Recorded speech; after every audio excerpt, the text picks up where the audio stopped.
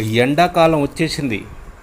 ఎండలు మనుషులకే కాదు, టూ వీలర్స్, ఫోర్ వీలర్స్ కూడా చాలా డ్యామేజ్ అయిపోతున్నాయి, అనుకోకుండా బ్లాస్ట్ అయిపోతున్నాయి.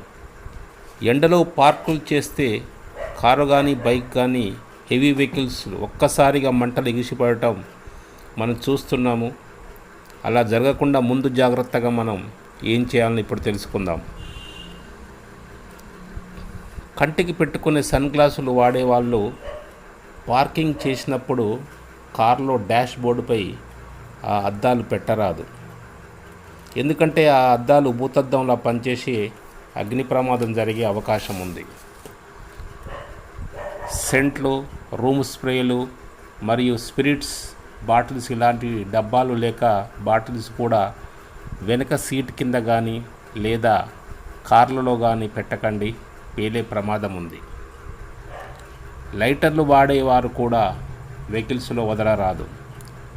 బ్యాటరీలు పాడైనవి కానీ కొత్తవి కానీ వెహికల్స్లో ఉంచితే అధిక ఉష్ణోగ్రత ఎక్కువై బ్లాస్ట్ అయ్యే అవకాశం కూడా ఉంది. మేకప్ సామాగ్రి, కొవ్వొత్తులు, మద్యం సీసాలు, శానిటైజర్లు వంటివి కూడా మీ వెహికల్స్లో వదలరాదు.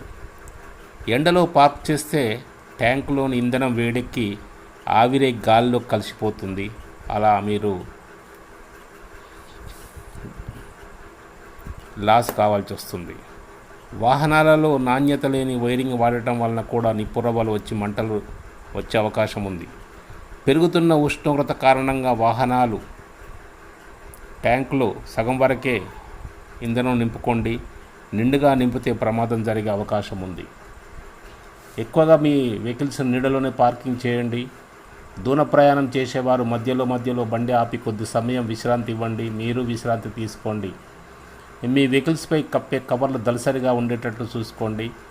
నైట్ పూట పార్క్ చేసినప్పుడు ఒకసారి ట్యాంకు తెరిచి మళ్ళీ మూసివేయండి. 210 డిగ్రీల సెల్సియస్ మధ్యలో ఉష్ణోగ్రత ఉంటే మంటలు వచ్చే అవకాశం కూడా ఉంది. కాబట్టి మీ వెహికల్స్ని ఎప్పుడు కూడా నీడలో ఉండేలా జాగ్రత్తగా పార్కింగ్ చేయండి. ఎండలో పార్కింగ్ చేస్తే అవి బ్లాస్ట్ అయ్యే అవకాశం ఉంది. కాబట్టి మీరు పార్కింగ్ చేసే ముందు జాగ్రత్తగా చూసి పార్కింగ్ చేసుకోండి.